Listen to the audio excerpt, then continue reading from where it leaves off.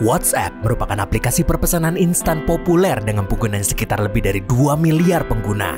Dengan fungsinya yang tak hanya sebagai media komunikasi personal, peran layanan WhatsApp Business Platform membuatnya juga berperan dalam ragam kebutuhan bisnis para marketers. Sekarang pertanyaannya memang bagaimana sih cara kerja platform satu ini membantu para marketers, bahkan untuk meningkatkan marketing ROI. Kira-kira strategi marketing perpesanan seperti apa yang bisa diterapkan?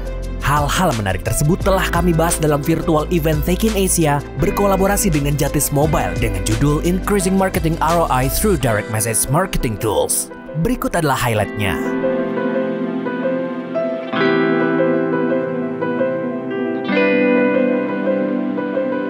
Ketika kita ditanya gimana sih caranya atau tipsnya biar nggak sampai ke titik annoying ketika sebuah brand atau sebuah produk itu mengirimkan WhatsApp Blast. Yang pertama itu jelas dari sisi personalization dulu. Jadi semakin pesan yang kita sampaikan ke user itu semakin relate dengan apa yang sedang dia lakukan atau apa yang sedang dia cari, itu pasti akan lebih tinggi juga ketertarikannya. Sebagai contoh yang tadi Mas Putra lakukan, ketika lagi nyari gantungan kunci, terus udah gitu ternyata personalization-nya on, jadi di sini Mas Putra lakukan jatuhnya kepancing nih masuk ke umpana kita.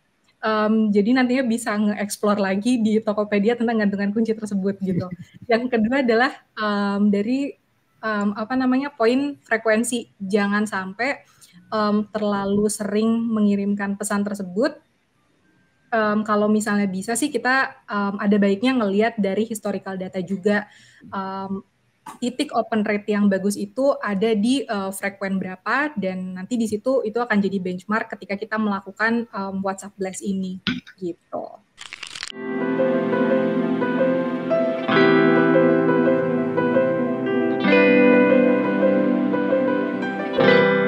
Sebuah digital komunikasi untuk KB Bukopin, di mana kita juga dituntut oleh grup dari Korea bahwa digital is a must untuk menjangkau seluruh customer kita, di mana kita memang didukung oleh digital tools seperti mobile banking yang cukup potensial untuk menambah nasabah.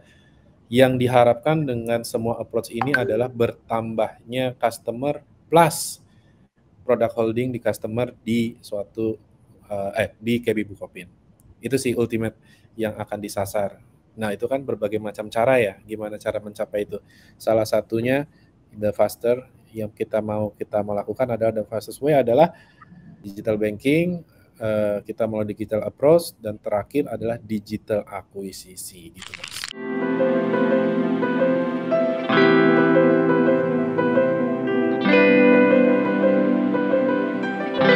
Jadi berdasarkan pattern ini, menurut kami sebuah bisnis akan menghasilkan ROI yang signifikan ketika dia melakukan personalisasi komunikasi dengan konsumen pada setiap tahapan customer life cycle-nya, baik secara proactively dan reactively pada channel messaging yang tepat. Kemudian kalau berbicara mengenai syaratnya, yang kita perlu tahu juga syaratnya yang harus dipenuhi untuk melakukan komunikasi dengan konsumen pada setiap tahapan customer life cycle tersebut.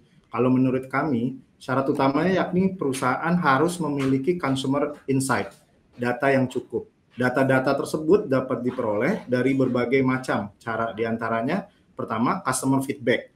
Jadi melakukan survei kepada konsumen untuk mendapatkan data feedback dari pelanggan sehingga kita mendapatkan informasi terkait kualitas pelayanan maupun produk dari sisi konsumen. Terus yang berikutnya customer sentiment. Biasanya kita meminta customer tuh untuk melakukan rating suatu produk, misalnya menggunakan star rating atau NPS. Nah, yang berikutnya third party data. Bekerja sama dengan konsultan dalam melakukan riset pasar untuk mendapatkan insight dari pasar dan konsumen. Berikutnya itu situational analysis, melakukan interview, training, atau seminar yang melibatkan customer untuk mendapatkan respon suatu produk dan service. Yang berikutnya, passively collected behavioral data. Jadi menggunakan tools seperti Google Analytics atau social media dashboard atau software lainnya. Nah, yang terakhir itu predictive model. Jadi dari data statistik yang telah dikumpulkan dapat dijadikan sebuah informasi prediksi terkait tren ke depannya, namun data ini harus diolah menggunakan machine learning dan artificial intelligence agar bisa menjadi informasi yang insightful. Dari beberapa cara di atas, perusahaan atau bisnis akan kaya akan data akan menjadi modal utama untuk melakukan komunikasi personalisasi dengan pelanggan secara full cycle, sehingga menghasilkan ROI yang signifikan. Untuk info lebih lanjut, kalian bisa coba kunjungi link berikut atau klik link yang ada di deskripsi. Like jika kalian suka dengan video ini, dan sampai jumpa di video Tech in Asia selanjutnya.